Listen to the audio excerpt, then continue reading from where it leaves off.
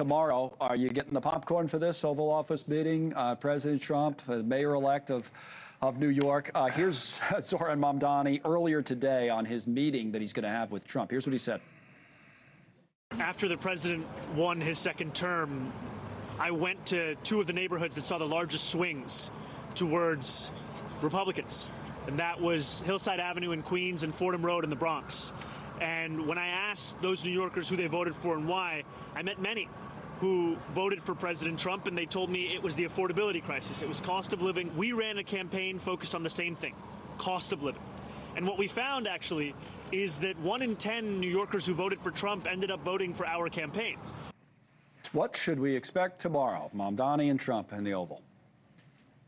Well, I hope that there is, going back to our previous discussion, a kind of civility. I know, knowing him for decades, how much President Trump loves New York.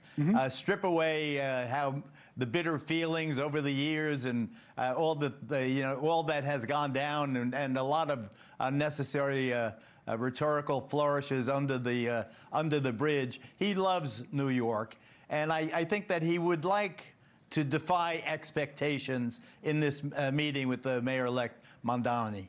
I think that, and the same thing for the mayor-elect. This is a chance for him to show that he understands that New York is the capital of the world. 8.5 million people, the largest city by far in the United States. This needs a working relationship. Now, what he could do, I think, what the mayor-elect could do with the president is suggest that the president has slow danced those Hudson River tunnels that are to replace the age-old railroad tunnel that connects Manhattan with the rest of the country.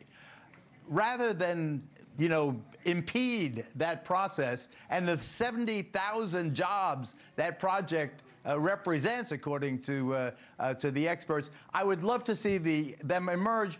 Well, yeah, we talked about the Hudson River tunnels is one of the things that we think there's common ground. We need it for interstate commerce and the flourishing of the country, and New York needs it because the commute is lousy. Something like that. Wouldn't that be refreshing? It would. Wouldn't it be a delight to just okay, guys, shake hands and go, go, and then when you're in your own private space, a couple of days later, you could comment Mamdani and well, they're already saying that. It kind of depends probably on how Mamdani handles it. I'm guessing, like what he comes in with, that there's reverence for the office, respect for the office, and that kind of stuff. If Trump, deems that to be the case, because what they're saying now, whether Trump on social media or Caroline Leavitt today as press secretary, the communist to mayor-elect asked for a meeting. I mean, that's what they're saying ahead of it.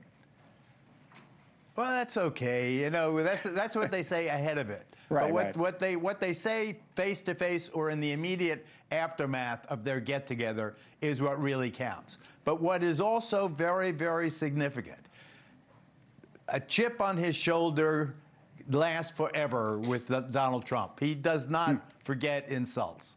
So I would urge the mayor-elect to be respectful of the office, at least, of the presidency, and the same for the presidency and the mayoralty. There's no reason they could go and fight amongst themselves later on. Okay, kids, go out in the backyard and have your brawl, but let's have this first meeting where you have civility and a dialogue and weigh your interest and talk about old times.